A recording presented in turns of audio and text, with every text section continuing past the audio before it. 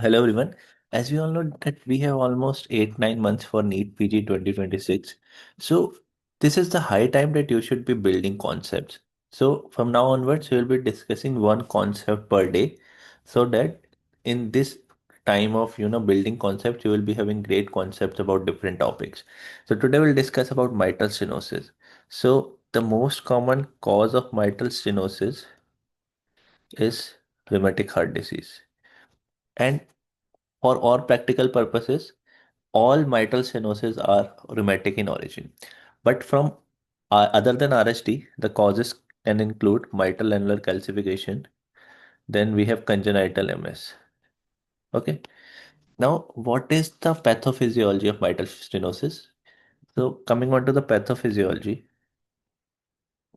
the pathophysiology includes that where is the mitral valve? This is LA, suppose, and this is the mitral valve, and this is LV. Okay. So there is difficulty in opening of the mitral valve. So since there is difficulty in opening of the mitral valve, what will happen? LA pressure will keep on rising. Okay. So LA pressure will increase, LA size will increase, and what are connected to the left atrium? Pulmonary veins.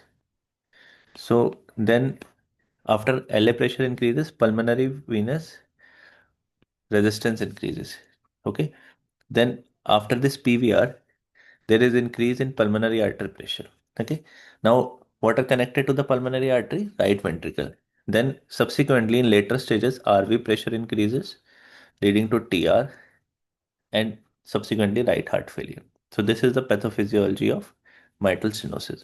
Now, what will be the symptoms then? So first thing that will increase is LA pressure. Okay. So after increasing of LA pressure, there is increase in pulmonary venous resistance, and pulmonary vascular resistance once increases, there is signs and symptoms of pulmonary congestion. Okay. So what are the symptoms of pulmonary congestion? We have three symptoms: dyspnea, orthopnea, and PND. Okay. So these will be the initial symptoms of mitral stenosis. So the first heart to fail in mitral stenosis, it's left-sided heart, but not left ventricle because left ventricle is not involved. It's LA. So left atrium is the first to fail, and left side heart is first to fail. Okay. Then in subsequent stages, when PA pressure rises and RV failure occurs, there will be signs and symptoms of RV failure. That is, you know, pedal edema, raised JVP, and ascites. Okay. Now discussing about what are the signs or what will be the physical examination findings of mitral stenosis.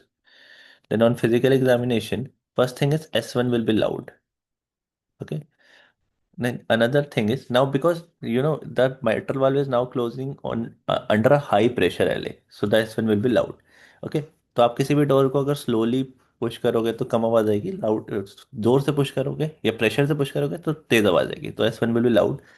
Apart from it, in mitral stenosis, you can listen to a opening snap. That is when the wall opens, normally sounds नहीं आती. But in mitral stenosis, since the wall is deceased, तो जब wall खुलेगी, there will be opening snap, followed by a mid diastolic murmur. Okay, so if we draw a phonocardiogram, so this is S1, S2, this is again S1. So this is the part of systole, and this is the part of diastole. So somewhere around here, the mitral valve opens and opening snap is there, followed by a murmur. Okay. So this mid-diastolic murmur will be there in mitral stenosis along with opening snap. Now, apart from signs and symptoms, let us discuss about what will be the X-ray findings, what will be the ECG findings. So on chest X-ray, there will be enlargement of LA. Okay. So you know what the left heart border is found on chest X-ray. So first is this aortic knuckle, then pulmonary artery, then LA and LV.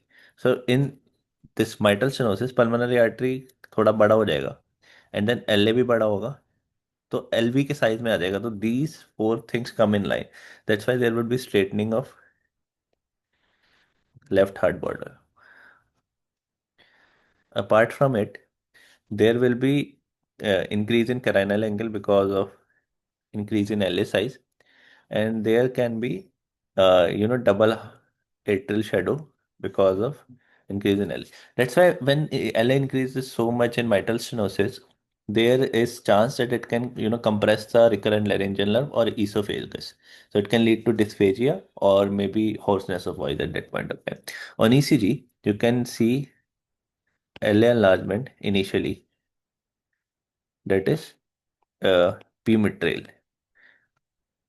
So P wave will be more than 2.5 small square in lead 2. Okay.